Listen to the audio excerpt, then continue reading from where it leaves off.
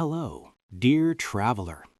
Welcome back to the Sleepy Explorer, where we wander through time and space together, discovering the stories that shaped our understanding of everything. I'm so glad you're here tonight. Get comfortable. Settle into your favorite spot. Pull up that blanket. Dim the lights. Let the day's worries fade away like stars disappearing at dawn. Tonight, we're going on a journey unlike any other. Tonight, we're going to explore something so vast, so impossible to truly grasp, that even speaking of it feels like whispering into infinity itself. We're going to answer a question that has haunted humanity since the very first moment someone looked up at the night sky and wondered, how big is our home in the cosmos? How does the Milky Way, our galactic island, compare to the universe itself? But this isn't just a story about numbers and distances. This is a story about perspective, about humility, about the countless souls who spent their lives measuring the immeasurable, counting the uncountable, reaching beyond the horizon of human understanding to touch something eternal. So close your eyes for just a moment, breathe deeply, and when you open them again, imagine that you're standing in a different time, a different place.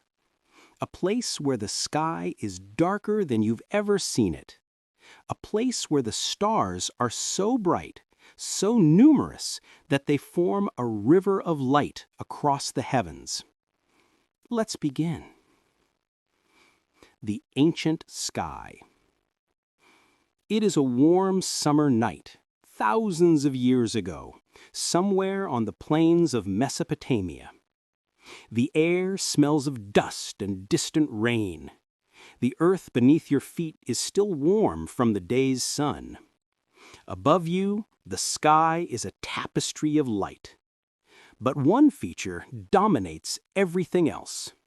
Stretching from one horizon to the other, arcing across the heavens like a cosmic bridge, is a band of soft, glowing light. It looks almost like milk spilled across black cloth. The ancient Greeks would later call it Galaxias Kyklos, the Milky Circle. The Romans simplified it to Via Lactea, the Milky Way. But long before the Greeks or Romans had names for it, people looked up at this ghostly band and wondered. They told stories about it. In some cultures, it was the path that souls took to the afterlife. In others, it was the spine of the night goddess holding up the sky. The Chinese saw it as the silver river separating two lovers for eternity. The Norse believed it was the road to Valhalla. Each culture saw something different in that pale glow, but they all saw something profound. Something that demanded explanation. Imagine being one of those ancient observers. You have no telescopes, no scientific instruments, no mathematical equations. All you have are your eyes, your curiosity, and the stories passed down through generations. What is that band of light? Why does it stretch across the entire sky? And why, on the clearest nights, does it seem to shimmer and shift as if it's alive? The truth, as we would eventually discover, was more wondrous than any myth.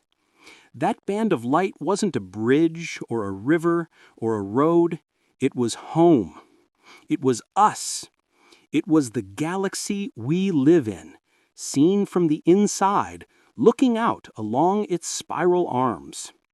But reaching that understanding would take thousands of years and the efforts of countless brilliant minds, each one building on the work of those who came before. The Greek philosophers. Let's move forward in time to ancient Greece around 500 BCE. The philosophers of Athens and Miletus and other great cities were asking fundamental questions about the nature of reality. What is the world made of? How does it work? What are the heavens, and why do they move the way they do? One philosopher, Democritus of Abdera, had a revolutionary idea about the Milky Way. He proposed that it wasn't a single glowing substance at all. Instead, he suggested, it was composed of countless tiny stars, so numerous and so distant that their light blended together into a continuous glow. It was a brilliant insight. But in Democritus's time, there was no way to prove it. No telescope could magnify the heavens enough to separate those distant lights, and so his idea remained speculation, one theory among many. Around the same time, another philosopher named Anaxagoras suggested something equally fascinating. He believed that the universe was infinite and filled with countless worlds. The Milky Way, he thought, might be the light from these other worlds, shining down on us across unimaginable distances. These were just ideas, just philosophical speculation. But they represented something important, the human drive to understand, the refusal to simply accept the sky as a mystery and move on. Instead, these thinkers looked up and asked why and how. They built frameworks of logic and observation, trying to make sense of what they saw. Aristotle, perhaps the most influential philosopher of ancient Greece, disagreed with Democritus. He believed the Milky Way was an atmospheric phenomenon, like clouds or lightning, something that occurred in the realm below the moon rather than in the eternal, unchanging heavens above. For nearly 2,000 years, Aristotle's view dominated Western thinking. The sky was divided into two realms, the terrestrial sphere below the moon, where change and decay were possible, and the celestial sphere above the moon, where everything was perfect, eternal, and unchanging. This distinction would have profound consequences for how people understood the cosmos. If the Milky Way was just an atmospheric effect, then it told us nothing about the true nature of the heavens. It was merely local weather on a cosmic scale. The medieval sky. As we move through the centuries, through the rise and fall of empires, through the Middle Ages in Europe, the question of the Milky Way remained largely unanswered. In monasteries and universities, scholars studied the works of ancient philosophers, debating the nature of the heavens by candlelight. But in other parts of the world, astronomical observation was flourishing. In the Islamic Golden Age, scholars in Baghdad, Cairo, and Cordoba were making careful measurements of the stars, improving on the instruments inherited from the Greeks, and developing new mathematical tools to describe celestial motion. The Persian polymath al-Biruni, working in the 10th and 11th centuries, made remarkably accurate measurements of Earth's circumference and the distances to the moon and sun. He understood that the cosmos was vast, beyond human comprehension, and he approached astronomical observation with both precision and poetry. In China, astronomers had been keeping detailed records of celestial phenomena. They noted the appearance of new stars, the movements of planets, and the subtle shifts in the heavens over time.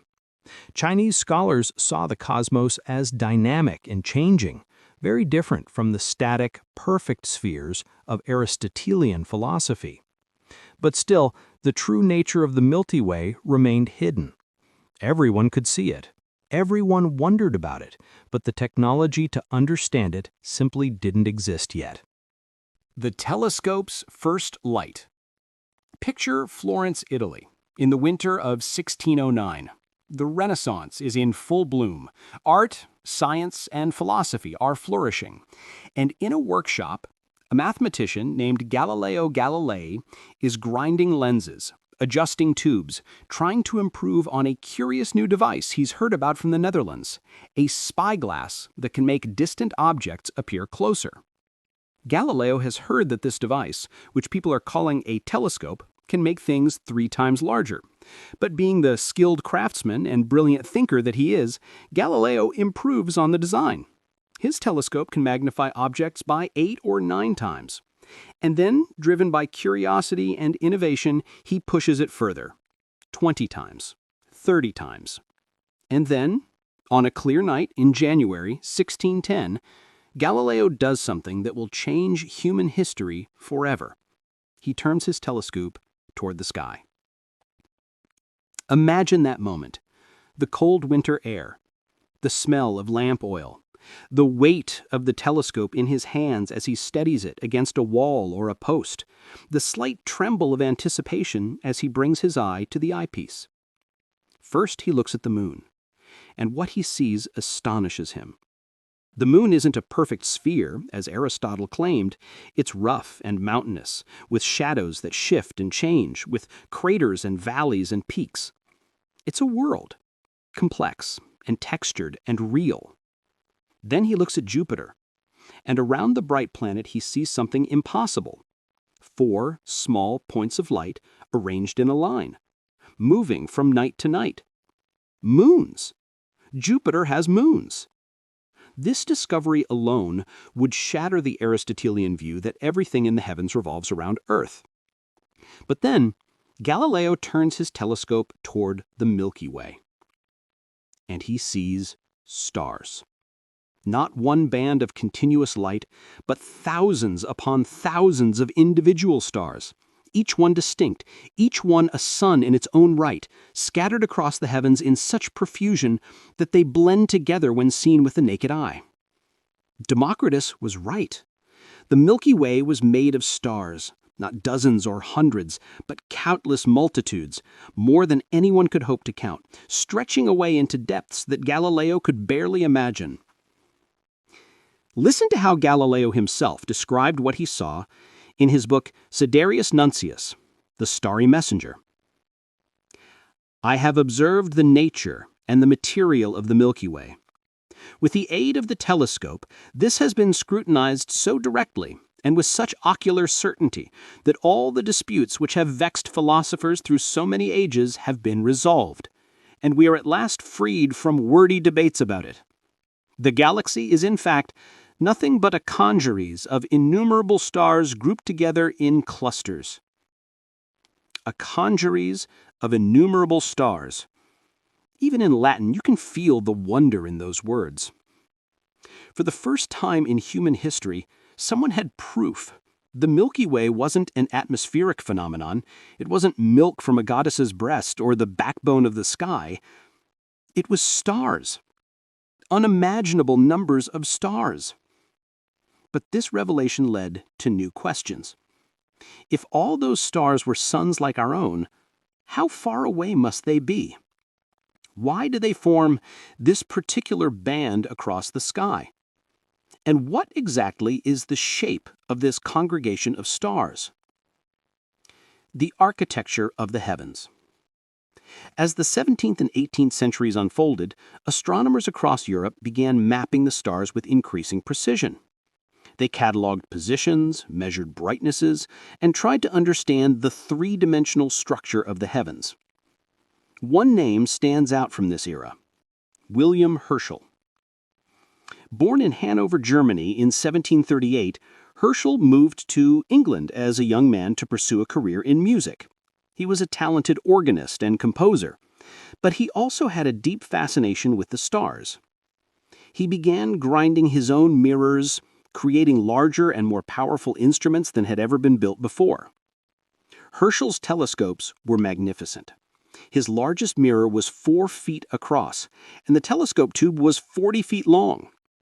Observing through it meant climbing ladders and shouting instructions to assistants who would carefully adjust the massive instrument's position. But Herschel wasn't interested in building big telescopes just for the sake of it. He had a question that drove him.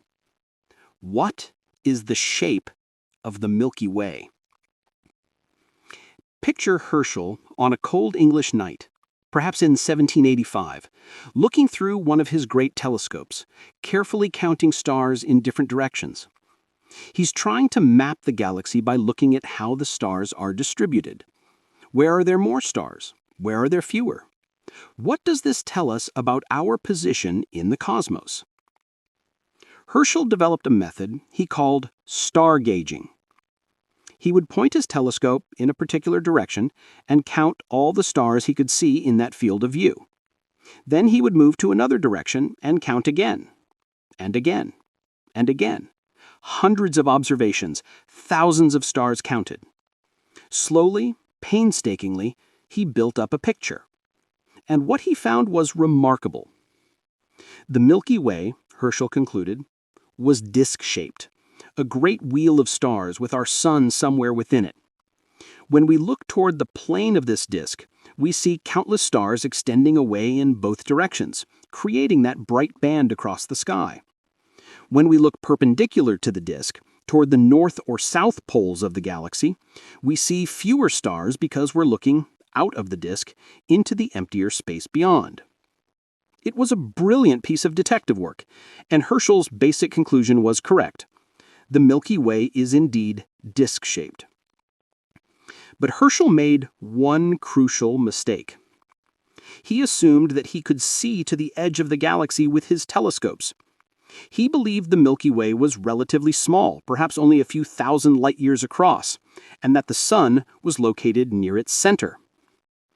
He had no way of knowing that space is filled with dust, dark clouds of gas and particles that absorb and scatter starlight. These clouds blocked his view, creating what appeared to be the edge of the galaxy but was really just an obscuring veil. The truth about the Milky Way's size and our place in it would have to wait another century to be discovered. The island universe debate. As the 19th century progressed, larger telescopes revealed new mysteries. Astronomers discovered fuzzy patches of light scattered across the sky. Through small telescopes, they looked like soft clouds or smudges.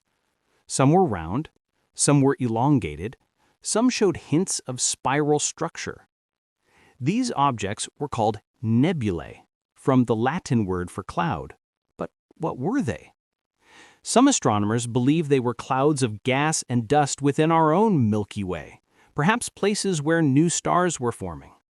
Others proposed something more radical, that at least some of these nebulae were separate island universes, galaxies like our own Milky Way, but at immense distances. The philosopher Immanuel Kant, in 1755, had suggested that some nebulae might be Milky Ways, distant systems of stars so far away that they appeared as mere smudges even through telescopes. It was a prescient idea, but for over a century it remained unprovable. The debate intensified in the early 20th century. On one side were astronomers who believed the Milky Way was the entire universe, with all the nebulae contained within it. On the other side were those who suspected that the universe was vastly larger, filled with countless galaxies. This question reached a climax in 1920, in what became known as the Great Debate. Two prominent astronomers, Harlow Shapley and Heber Curtis, presented their opposing views before the National Academy of Sciences. Shapley argued that the Milky Way was enormous, perhaps 300,000 light-years across, and that all the nebulae were part of it. Curtis countered that the Milky Way was smaller, perhaps only 30,000 light-years across, and that many nebulae were separate galaxies far beyond our own. Ironically, both were partly right and partly wrong.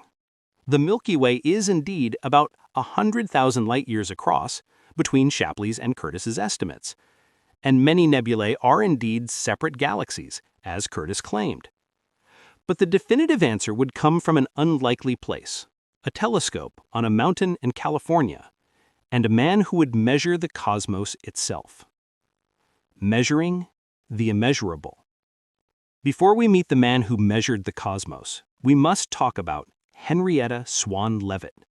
Her story is one of brilliance, constrained by the limitations of her time, yet her contribution to our understanding of cosmic distances cannot be overstated. Born in 1868, Leavitt was part of a generation of women who were hired by Harvard Observatory as computers. These women, working for a fraction of what their male counterparts earned, performed the tedious but crucial work of analyzing photographic plates of the sky, measuring the positions and brightnesses of stars. Imagine the work. Sitting at a desk in a cramped office, perhaps with a magnifying glass or a microscope, examining glass plates covered with thousands of tiny dots, each one a star captured on photographic emulsion. Hour after hour, day after day, measuring, recording, comparing.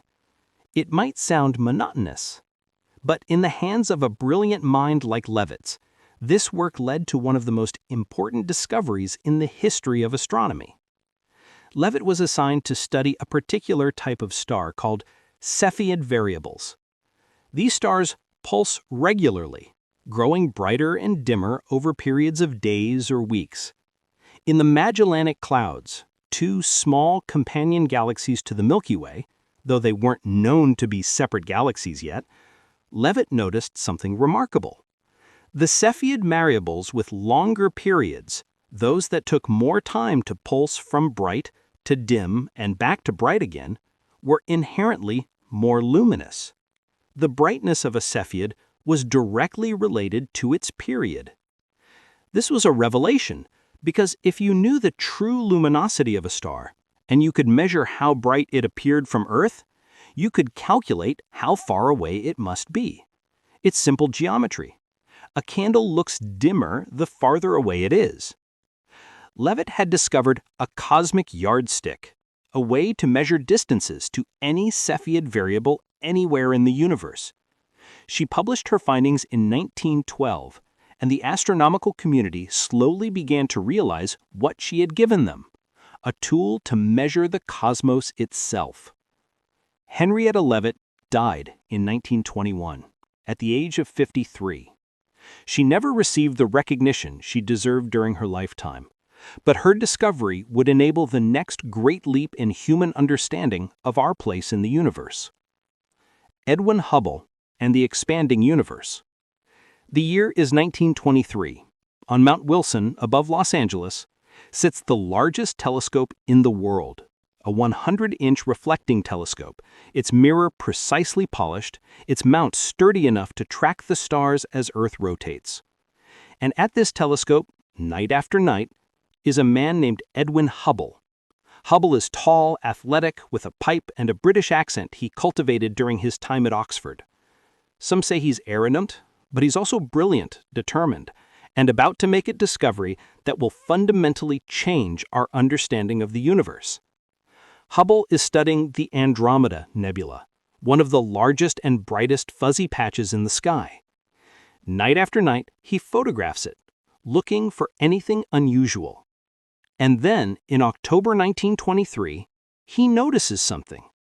A star that appears in one photograph, but not in others. A variable star.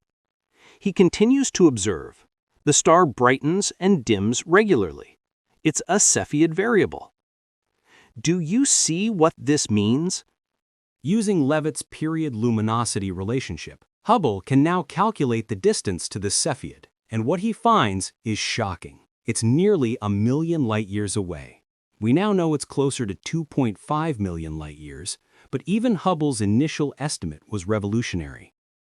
This means the Andromeda Nebula cannot be part of the Milky Way. It's too far away. It must be a separate galaxy, an island universe in its own right, comparable in size to our own Milky Way, but separated from us by a gulf of space so vast that it staggers the imagination. Over the next few years, Hubble extends this work to other nebulae. One by one, he measures their distances using Cepheid variables, and one by one, they reveal themselves to be galaxies, separate systems of stars, each containing billions or hundreds of billions of suns, scattered throughout the universe. The universe, it turns out, is far larger than anyone had imagined. The Milky Way isn't the universe. It's just one galaxy among many, perhaps among countless numbers. Picture Hubble in 1924 writing his findings, knowing that he's about to overturn centuries of assumptions. The universe has suddenly become unimaginably vast. We are one star among billions in the Milky Way, and the Milky Way is one galaxy among billions in the universe. It's a lesson in cosmic humility, and Hubble isn't done yet. The universe is expanding. In the late 1920s, Hubble makes another discovery, even more profound than the first. He's measuring the light from distant galaxies using a technique called spectroscopy to analyze the colors of light they emit. What he finds is strange. Almost all the galaxies he observes show a red shift in their light.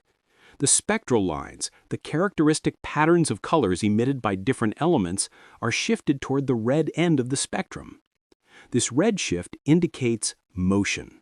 Just as the sound of a train's whistle drops in pitch as the train moves away from you, the light from a galaxy shifts toward redder, longer wavelengths when the galaxy is moving away from us.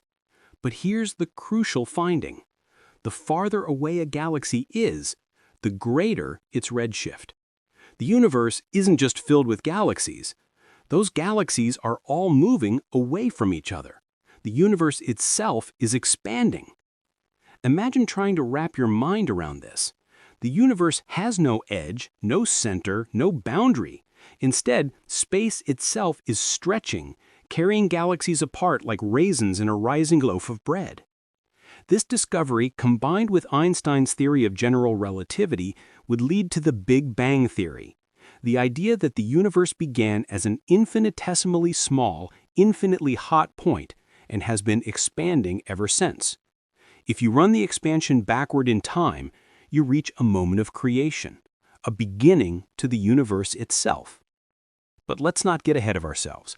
Let's return to our question. How big is the Milky Way compared to the universe? Hubble's discoveries gave us the tools to answer this question, but the answer would take decades more work to refine. Mapping our galaxy. Remember William Herschel counting stars and trying to map the Milky Way? He made a crucial error. He assumed he could see to the edge of the galaxy. But space isn't empty. It's filled with dust. Not the dust you find under your bed, but microscopic particles of carbon, silicon, and other elements floating in the vast spaces between stars. These particles are tiny, sometimes just nanometers across. But there are so many of them spread across such vast distances that they block and scatter starlight. When you look toward the center of the Milky Way in the constellation Sagittarius, you're looking through thousands of light years of this dust. It absorbs the light from distant stars, making them appear dimmer or hiding them entirely. This is why early astronomers thought the Milky Way was relatively small. They weren't seeing the edge of the galaxy. They were seeing the edge of their ability to see through the dust. Understanding this problem was crucial, and solving it required new techniques, new wavelengths of light, and new ways of thinking about astronomical observation. In the 1930s, an astronomer named Robert Trumpler made a breakthrough. He was studying star clusters, groups of stars born together and traveling through space as a unit. By comparing how bright these clusters appeared with how bright they should appear based on the types of stars they contained, Trumpler could measure how much light was being absorbed by dust. His conclusion: there's about 1 magnitude of extinction, a factor of 2.5 in brightness, for every kiloparsec, about 3,260 light-years, in the plane of the Milky Way. Space wasn't transparent after all. It was filled with obscuring material. This discovery meant that all previous estimates of the Milky Way's size needed to be reconsidered. The galaxy was larger than anyone had thought, and mapping it would be far more difficult than simply counting stars. Radio waves and spiral arms. The breakthrough came from an unexpected direction: radio astronomy. In 1933, a young radio engineer named Karl Jansky, working for Bell Telephone Laboratories, was trying to identify sources of static that interfered with radio communications. He built a large directional antenna and systematically surveyed the sky at a wavelength of about 15 meters. What he found was surprising: a persistent radio signal that seemed to come from the direction of the center of the Milky Way, in Sagittarius. The universe wasn't just visible in optical light, it was broadcasting radio waves. This discovery, initially ignored by astronomers, would eventually revolutionize our understanding of the cosmos. Radio waves, unlike visible light, can penetrate dust. They pass right through the obscuring clouds that block our view of distant stars. After World War II, radio astronomy flourished. Astronomers built large radio telescopes and began mapping the sky at radio wavelengths. And what they discovered was the structure of the Milky Way. The key came from hydrogen, the most abundant element in the universe. Hydrogen atoms emit a characteristic radio signal at a wavelength of 21 centimeters. By mapping this emission across the sky, astronomers could see where hydrogen gas was concentrated in the galaxy. And what they found was beautiful. The Milky Way has spiral arms. Just like Andromeda and many other galaxies observed through optical telescopes, our own galaxy is a spiral. Vast rivers of gas and stars, curving out from the galactic center, trailing through space like cream stirred into coffee. We live in one of these spiral arms, the Orion Arm, a relatively minor spur between two major arms called Sagittarius and Perseus. From our vantage point, about 26,000 light-years from the galactic center, we're looking out along these spiral arms when we see the Milky Way band in the sky. Imagine that for a moment. You're sitting on a beach, looking out at the ocean, but you're not on the shore. You're floating on a boat in the middle of a vast spiral of water, looking along the curve of the spiral. That's our view of the Milky Way. How many stars? So how big is the Milky Way? Let's start with some numbers, though I promise we'll keep them gentle, like pebbles in a stream rather than boulders. The Milky Way is about 100,000 to 120,000 light-years in diameter. That means if you could travel at the speed of light, the fastest speed possible in the universe, it would take you 100,000 years to cross from one side to the other. To put that in perspective, light can travel from the sun to Earth in about 8 minutes. It can cross the entire solar system, from the sun to Neptune, in about 4 hours. But crossing the Milky Way? 100,000 years. The Milky Way contains between 200 billion and 400 billion stars. That's 200 billion stars to 400 billion stars. Each one potentially with its own planets, each one a world of its own. If you counted one star every second without stopping to sleep or eat, it would take you more than 6,000 years to count 200 billion stars. You'd need to start counting in 4000 BCE, before the pyramids were built, before writing was invented, and you'd just be finishing now. And that's just stars. The Milky Way also contains vast clouds of gas and dust, dark matter that we can't see but can detect through its gravitational effects, and, at its center, a supermassive black hole with a mass of about 4 million suns. The total mass of the Milky Way is estimated at about 1.5 trillion times the mass of the Sun. Most of that is dark matter, mysterious stuff that doesn't emit light but exerts gravitational pull. The visible matter, the stars and gas and dust, accounts for only about 10% of the galaxy's total mass. The Milky Way isn't alone. It's part of a small group of galaxies called the Local Group, which includes Andromeda, the Triangulum Galaxy, and dozens of smaller dwarf galaxies. The Local Group is about 10 million light-years across. And Andromeda, that beautiful spiral galaxy we can see in autumn skies, is heading toward us. In about 4 billion years, the Milky Way and Andromeda will collide, merging together into a single, larger galaxy that some astronomers have already nicknamed Milkomeda. But for now, these are the dimensions of our galactic home. This is the island of stars we inhabit, the cosmic neighborhood we've spent centuries learning to understand. Now comes the harder question. How does this compare to the universe as a whole? The scale of everything. Let's travel forward to time. 1995. Above Earth's atmosphere, far from the distorting effects of air and weather, orbits the Hubble Space Telescope, named for the man who first measured the cosmos. The telescope's director, Robert Williams, makes a bold decision. He's going to use precious observing time that many astronomers compete for, to point the telescope at what appears to be an empty patch of sky. No bright stars, no obvious galaxies. Just darkness, a small region near the Big Dipper that seems utterly blank to the naked eye and even to most telescopes. For 10 days, during a period from December 18th to 28th, 1995, Hubble stares at this tiny patch of sky, collecting photons, gathering light from the deepest reaches of space. And then the images are processed, combined, enhanced.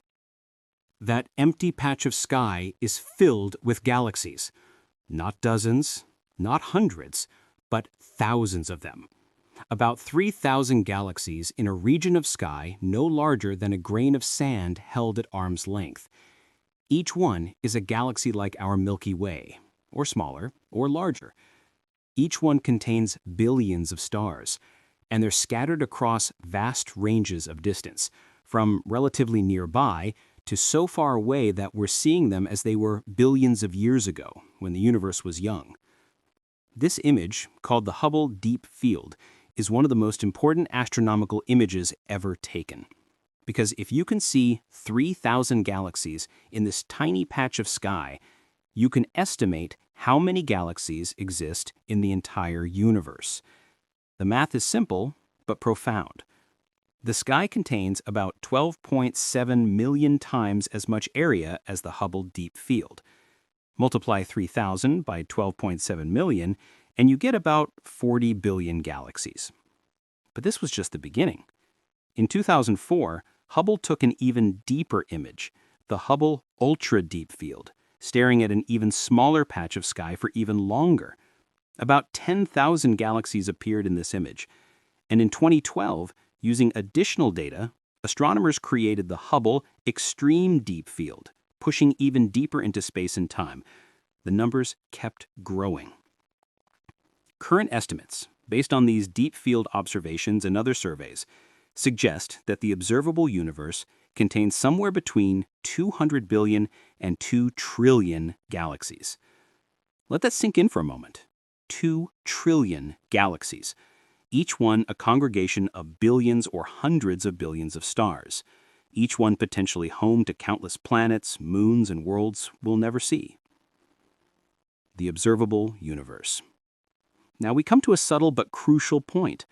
When we talk about the size of the universe, we have to specify what we mean. Are we talking about the entire universe, which might be infinite? Or are we talking about the observable universe, the part we can see? Light travels at a finite speed, about 300,000 kilometers per second, or 186,000 miles per second. That's incredibly fast. Fast enough to circle Earth 7 times in 1 second.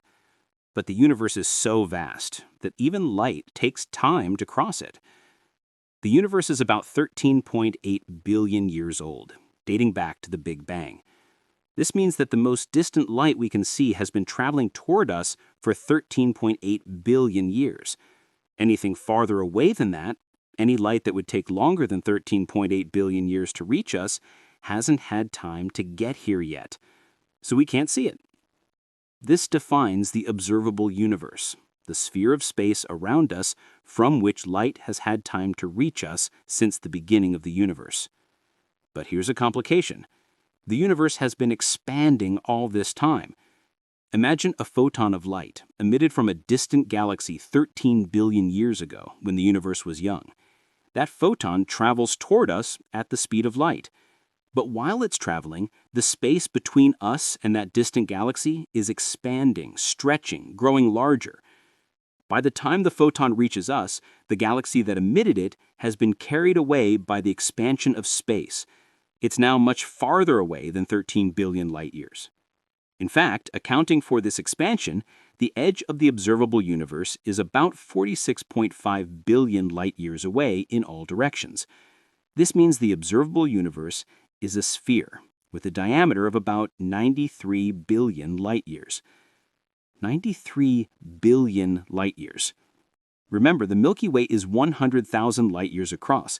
The observable universe is almost 1,000,000 times larger. To put it another way, if the Milky Way were reduced to the size of a quarter, say a quarter, the observable universe would be, well, it would be about the size of the contiguous United States. Actually, that's not quite right. Let me recalculate. If the Milky Way is 100,000 light-years across, and the observable universe is 93 billion light-years across, then the universe is about 930,000 times larger in diameter. If we shrink the Milky Way to the size of a quarter, about 2.4 centimeters in diameter, the observable universe would have a diameter of about 22 kilometers, or 14 miles. You could fit nearly 9 trillion Milky Way galaxies side by side across the diameter of the observable universe. What lies beyond? But here's the truly humbling part. The observable universe might be just a tiny fraction of the entire universe. The universe might be infinite. We don't know. The observable universe is just the part we can see, limited by the speed of light and the age of the universe. Beyond that edge, space continues. More galaxies, more stars, more worlds. Some cosmological theories suggest the universe is infinite in extent. If that's true, then there are infinite galaxies, infinite stars, infinite planets. Everything that can happen does happen somewhere out there in the infinite expanse. Other theories suggest the universe is finite, but unbounded, like the surface of a sphere. Just as you can travel around Earth's surface without ever reaching an edge, you might be able to travel through the universe and eventually return to where you started, having circumnavigated all of existence. We simply don't know which is true. And there's something beautiful about that uncertainty, isn't there? Despite all our telescopes, all our mathematics, all our centuries of observation, the universe still holds its deepest secrets close. The multiverse hypothesis. Some physicists and cosmologists have proposed an even more staggering idea, that our universe, with all its galaxies and stars and unfathomable scale, might be just one of many universes. This is the multiverse hypothesis, and it comes in several different forms. One version arises from the theory of cosmic inflation, which suggests that in the first fraction of a second after the Big Bang, the universe underwent a period of exponential expansion, growing faster than the speed of light. Some versions of inflation theory suggest this process might continue forever in some regions of space, creating bubble universes, each one a separate cosmos with potentially different physical laws. Another version comes from quantum mechanics, the physics of the very small.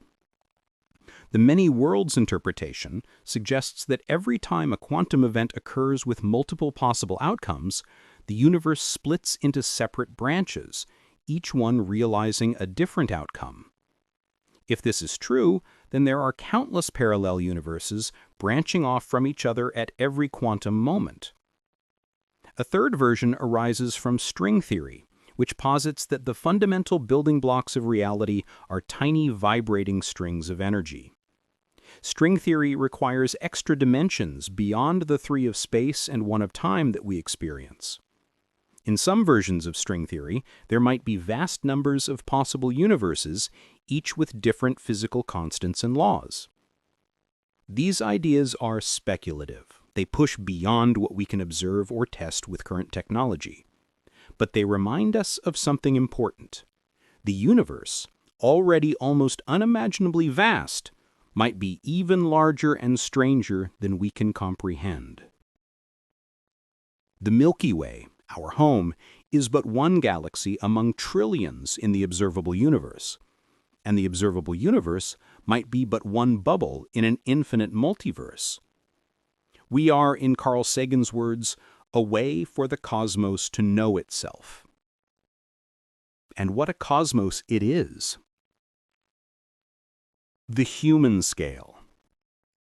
Let's return now from the cosmic to the human, from the trillions of galaxies to a single person standing under a dark sky looking up at the stars.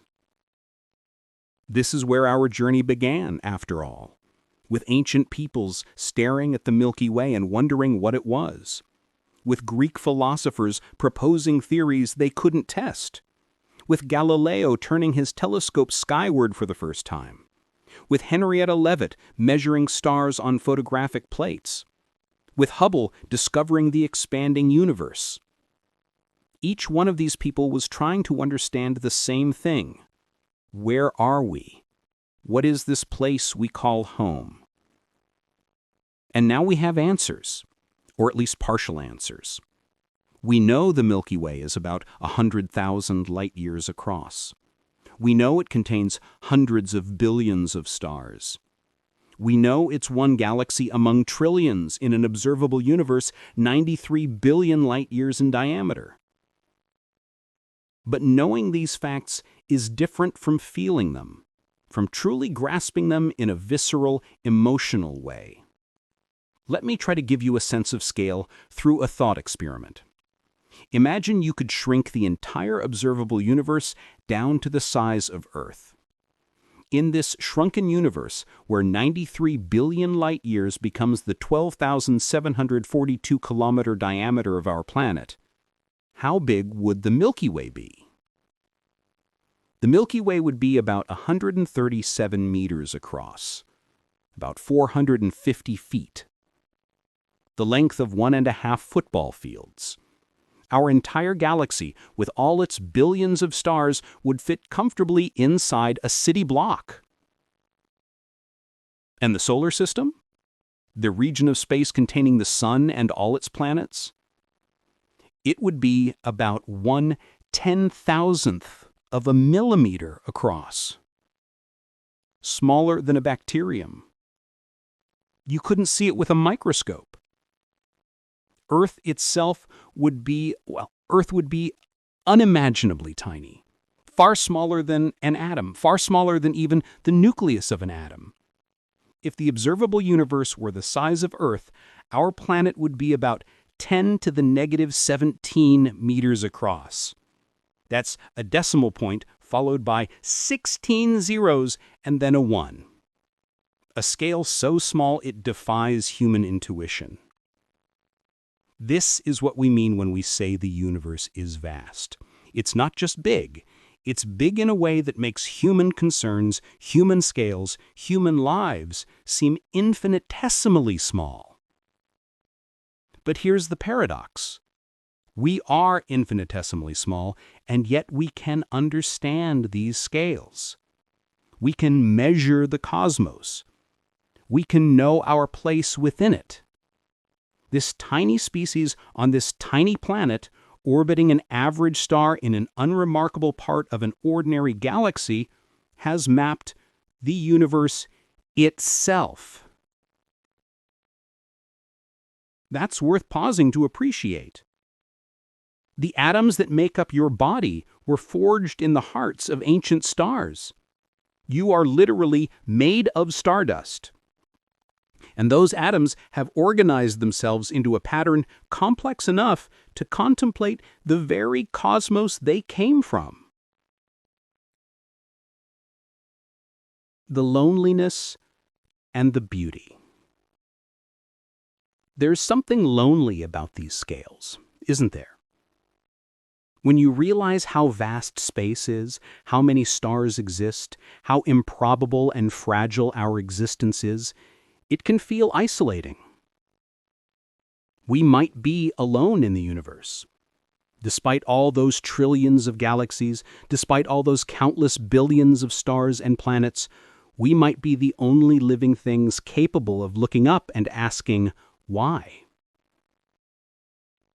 The Fermi paradox captures this loneliness well. If the universe is so vast and so old and contains so many potential homes for life, where is everyone? Why haven't we detected any signals from alien civilizations? Why haven't they visited us? Maybe life is rarer than we think. Maybe intelligent life is rarer still. Maybe civilizations tend to destroy themselves before they can spread to the stars. Or maybe space is simply too vast, the distance is too great for any meaningful contact to occur. We are small. We are alone. Or at least we seem to be. And yet there's also something beautiful about this. Something profound. You are the universe looking at itself. You are 13.8 billion years of cosmic evolution from the Big Bang through countless generations of stars, through the formation of planets and the emergence of life, through the long journey of evolution from simple cells to complex minds. You are not separate from the cosmos. You are part of it, made of it, connected to it in ways both physical and philosophical. When you look up at the Milky Way on a dark night, you're not just seeing distant stars. You're seeing home. You're seeing the galaxy that birthed your solar system, that birthed you. Those stars are your siblings, born from the same cosmic processes that created the sun. And when you consider the vast scale of the universe beyond the Milky Way, those trillion galaxies scattered across 93 billion light years, you're contemplating something that gives meaning to the word infinite, even if the universe isn't technically infinite. There's a quote by the writer H.P. Lovecraft that captures something of this feeling. The oldest and strongest emotion of mankind is fear, and the oldest and strongest kind of fear is fear of the unknown. But I would argue there's something else just as old and just as strong. Wonder. The sense of awe we feel when confronted with something beautiful and vast and mysterious. The universe is terrifying in its scale, but it's also magnificent. The scientists who measured infinity. Let's return to Earth for a while, to specific people, specific places, specific moments when our understanding of cosmic scale took great leaps forward. We've already met Henrietta Leavitt, but she wasn't alone. At Harvard Observatory in the late 19th and early 20th centuries, there was a group of women known as the Harvard Computers. They were hired by the observatory's director, Edward Pickering, to process astronomical data. These women were college-educated, brilliant, and capable. But in that era, they weren't allowed to operate telescopes or hold positions as professional astronomers. Instead, they were given the tedious work of examining photographic plates, classifying stars, and performing calculations. What Pickering and the astronomical establishment didn't anticipate was how much these women would accomplish despite the limitations placed on them. Annie Jump Cannon developed the stellar classification system still used today, categorizing stars by their temperature and spectrum. She classified over 350,000 stars in her lifetime, more than anyone before or since. Williamina Fleming discovered numerous nebulae and variable stars. She also discovered the first white dwarf star, though its true nature wouldn't be understood until later. Cecilia Payne-Gaposchkin, though not officially one of the computers, studied at Harvard and made the groundbreaking discovery that stars are primarily composed of hydrogen and helium, not the heavier elements that make up Earth. And of course, there was Henrietta Leavitt, whose period luminosity relationship gave us the tools to measure cosmic distances. These women worked in a cramped room, often for wages lower than what a factory worker would earn. They received little recognition during their lifetimes, yet they laid the foundations for modern astrophysics. Imagine Annie Jump Cannon at her desk, a photographic plate in front of her, a magnifying glass in hand. She's examining the spectra of stars, the patterns of dark lines that reveal what elements the stars contain and how hot they are. One star after another, hundreds, thousands, tens of thousands, each one carefully noted, classified, cataloged. It might seem like drudgery, but to Cannon, each star was a puzzle, a piece of information about the universe. And slowly, star by star, she was helping to create a taxonomy of the cosmos. When we talk about the scale of the universe, we're talking about distances and sizes, but we should also talk about effort, about the countless hours of work, the careful observations, the detailed calculations that went into measuring these scales. Every number I've shared with you tonight, every distance and size, represents years or decades of work by dozens or hundreds of scientists. The universe is vast, and understanding that vastness required vast effort. Vera Rubin and dark matter. Let's move forward in time now, to the 1960s and 1970s, and meet another remarkable woman whose work changed our understanding of galaxies and the universe. Vera Rubin was an astronomer who studied the rotation of galaxies. She used a technique called spectroscopy to measure how fast different parts of a galaxy were moving. Here's what she expected to find. Stars near the center of a galaxy should be moving faster than stars near the edge, just like planets closer to the sun orbit faster than planets farther away. This is basic physics, a consequence of gravity and orbital mechanics. But that's not what she found. Instead, Rubin discovered that stars at the edge of galaxies were moving just as fast as stars closer to the center, sometimes even faster. This didn't make sense. If all the mass of the galaxy was concentrated in the visible stars and gas, the outer stars should be moving more slowly. In fact, they should be moving so slowly that many of them should be flung out into space, unable to maintain their orbits. But they weren't. The galaxies were somehow holding together despite the stars moving too fast. There were two possible explanations. Either our understanding of gravity was wrong, or there was additional mass in the galaxies, mass we couldn't see, providing the extra gravitational pull needed to hold everything together. Vera Rubin's work, along with similar findings by other astronomers, led to the hypothesis of dark matter. This mysterious substance doesn't emit, absorb, or reflect light. We can't see it directly, but we can detect its presence through its gravitational effects. And there's a lot of it. Current estimates suggest that dark matter makes up about 85% of all the matter in the universe. The stars, planets, gas, and dust we can see, that's only about 15% of the total mass. This has profound implications for our understanding of cosmic scale. When we say the Milky Way has a mass of about 1 trillion suns, most of that mass is dark matter. The galaxy extends far beyond the visible stars, surrounded by a vast halo of this invisible substance. In fact, all galaxies seem to be embedded in dark matter halos. These halos extend hundreds of thousands of light years beyond the visible galaxy, dominating the gravitational landscape of the cosmos. We still don't know what dark matter is. The leading hypothesis is that it's composed of exotic particles that don't interact with light or normal matter except through gravity. Particle physicists have been searching for these particles for decades, building sensitive detectors deep underground to shield them from cosmic rays and other interference. So far, they haven't found anything conclusive. Dark matter remains one of the great mysteries of modern physics. But Vera Rubin's observations showed us that the universe is stranger and more mysterious than we thought. The galaxies we see, beautiful spirals and ellipticals shining with starlight, are just the visible tips of much larger structures, mostly invisible, mostly unknown.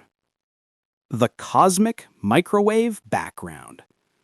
There's one more piece of evidence we need to discuss, one more observation that shaped our understanding of the universe's scale and origin. In 1964, Two radio astronomers, Arno Penzias and Robert Wilson, were working at Bell Labs in New Jersey. They were testing a sensitive radio antenna, trying to identify sources of noise that might interfere with satellite communications. They found a persistent background noise, a faint hiss of radio waves that seemed to come from every direction in the sky equally. No matter where they pointed their antenna, the signal was there. At first, they thought it might be pigeons nesting in the antenna or some other local interference. They cleaned the antenna, removed the pigeons, checked all their equipment, but the signal remained.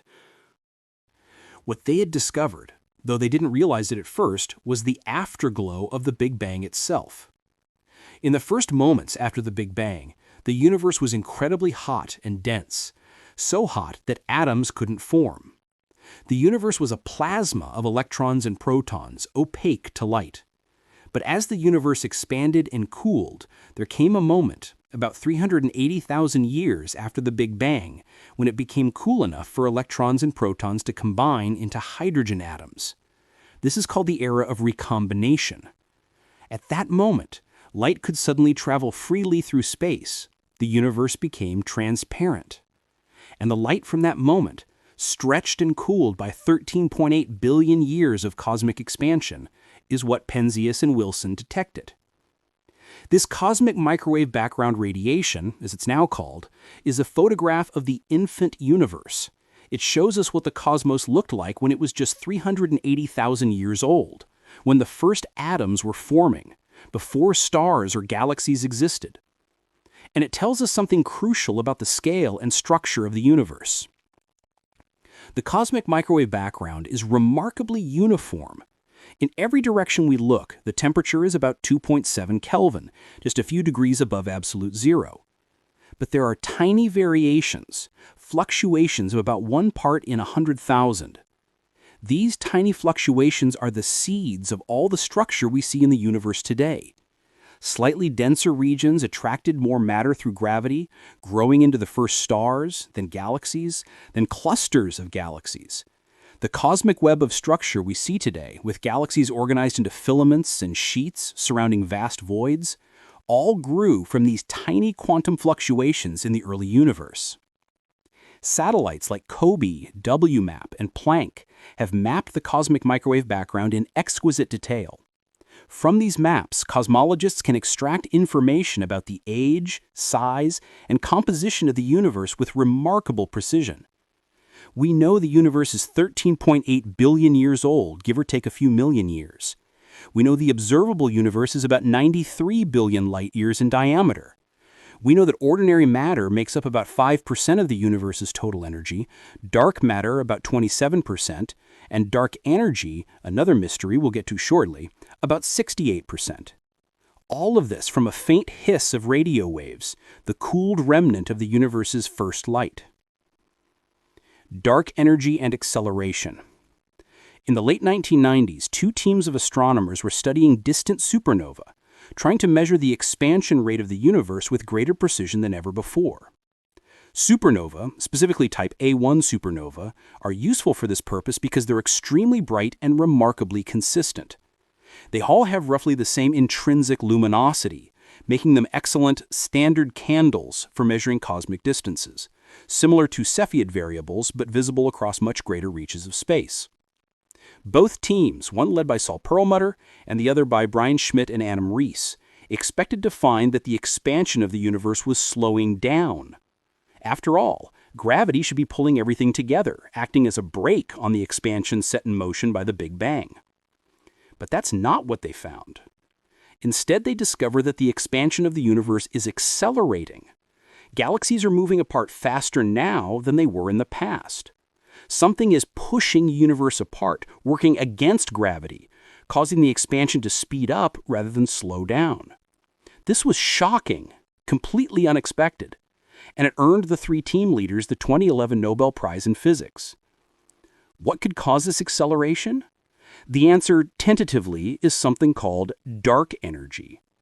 Like dark matter, dark energy is mysterious. We don't know what it is. But it seems to be a property of space itself, a kind of energy that becomes stronger as the universe expands. Einstein's equations of general relativity actually predicted the possibility of such an energy, which Einstein called the cosmological constant. But Einstein later called it his greatest blunder, thinking it was unnecessary. Now it seems he might have been right all along. Dark energy makes up about 68% of the total energy content of the universe. It's the dominant component of the cosmos, and yet we have almost no idea what it is. And it has profound implications for the future of the universe and for cosmic scale. The fate of the universe. If dark energy continues to drive the acceleration of the universe's expansion, what does that mean for the future? In the far future, billions of years from now, the space between galaxy clusters will expand so much that light from one cluster can no longer reach another. Galaxies will become isolated, island universes in an ever-expanding sea of space. Eventually, even galaxies will be torn apart, their stars scattered into the void. And in the very far future, perhaps 10 to 100 years from now or more, even atoms themselves might be ripped apart by the expansion of space. This is called the Big Rip, one possible fate for the universe in the presence of dark energy. Alternatively, if dark energy is constant, the cosmological constant scenario, the universe will continue expanding forever, but at a steady, accelerating rate. Galaxies will drift apart, the universe will grow dark and cold, stars will burn out, and eventually only black holes will remain, slowly evaporating through Hawking radiation over timescales so vast they defy comprehension. This is called the heat death or big freeze, and it's currently the most likely scenario based on our observations. There are other possibilities. If dark energy weakens over time, the expansion might slow or even reverse, leading to a big crunch where the universe collapses back into a singularity. If dark energy behaves in more exotic ways, other fates are possible. But all of these scenarios are so far in the future that they're almost abstract. We're talking about timescales of trillions or quadrillions or even greater numbers of years. By comparison, the current age of the universe, 13.8 billion years, is just a blink. But it's humbling to realize that the universe had a beginning, and it will have an end, of sorts. The stars will not shine forever. The galaxies will not endure for eternity. Even the atoms that we're made of may someday cease to exist in any recognizable form. This is the ultimate scale, not just the size of the universe in space, but its duration in time. From the Big Bang to heat death, from the first light to the last, and we exist in a brief, bright moment somewhere in the middle of that vast timeline. The multiverse and infinite space. Earlier I mentioned the multiverse hypothesis. Let's return to that now because it represents perhaps the ultimate expansion of scale. If the multiverse exists, in any of its proposed forms, then our entire observable universe, 93 billion light-years across, containing trillions of galaxies, is just one bubble among countless others. Each universe might have different physical laws, different values for fundamental constants like the speed of light or the strength of gravity, different numbers of dimensions, different types of particles and forces. In some universes, stars might not be able to form. In others, matter might be so unstable that nothing complex could ever evolve. In still others, the conditions might be even more conducive to life than in our own universe. There's a principle called the entropic principle that suggests we shouldn't be surprised to find ourselves in a universe that can support life. If the multiverse exists with countless different universes, then life will only evolve in those universes where the conditions are right. We observe a life-friendly universe not because the universe was designed for life, but because we couldn't exist in any other kind of universe. This is speculative, of course. We have no direct evidence for the multiverse. It may not be possible to ever get such evidence since, by definition, other universes would be causally disconnected from our own. But the idea captures something essential about how far we've come in our understanding of scale. We started by thinking Earth was the center of everything. Then we realized we orbited the Sun. Then we discovered the Milky Way was vast beyond imagining. Then we found that the Milky Way was just one galaxy among billions. Then billions became trillions. And now we contemplate the possibility that even our universe, with its trillions of galaxies, might be just one of infinitely many. Each step has been a lesson in humility. Each discovery has pushed us further from the center, made us smaller and more insignificant in cosmic terms. And yet, paradoxically, each discovery has also been a triumph of human intellect and curiosity. We are small, but we can understand largeness. We are brief, but we can contemplate eternity. Coming home. Let's return now to where we started. To a person standing under a dark sky, looking up at the Milky Way. You've been on a journey tonight. We've traveled from ancient Greece to modern cosmology. We've met Galileo and Hubble, Henrietta Leavitt and Vera Rubin.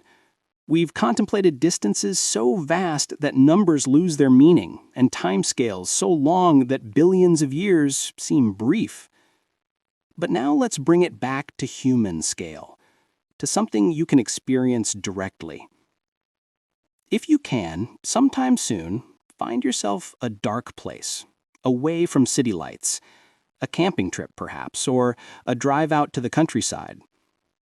Wait for a clear, moonless night, and then look up.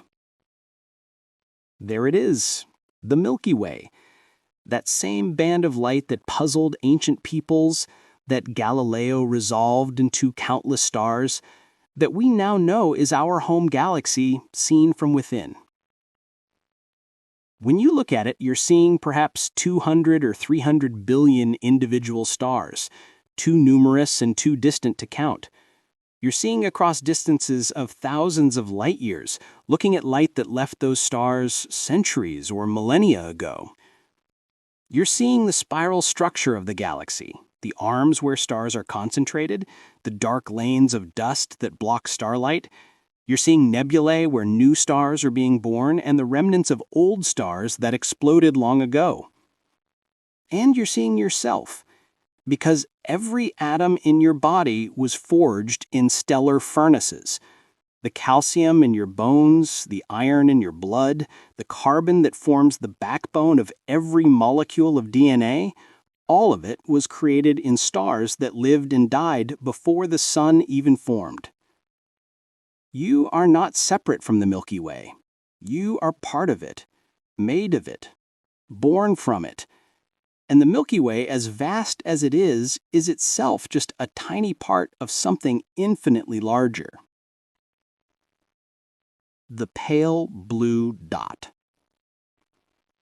In 1990, as the Voyager 1 spacecraft was leaving the solar system heading out into interstellar space, the astronomer Carl Sagan suggested it turn its camera around one last time to take a picture of Earth. From Voyager's position, about 6 billion kilometers away, Earth appeared as a tiny dot, less than a single pixel in the image, a pale blue speck, barely visible against the vastness of space. Sagan wrote about this image, and his words are worth sharing. Look again at that dot. That's here. That's home. That's us. On it, everyone you love, everyone you know, everyone you ever heard of, every human being who ever was, lived out their lives on a mote of dust suspended in a sunbeam. Every war, every triumph, every love story, every discovery, every painting and poem and mathematical theorem, all of it happened on that pale blue dot. And that dot is located in a galaxy 100,000 light-years across, which is itself one of trillions of galaxies in a universe 93 billion light-years in diameter. This is the scale we've been exploring. This is the comparison between the Milky Way and the universe. The Milky Way is inconceivably vast by human standards, but the universe makes the Milky Way seem small.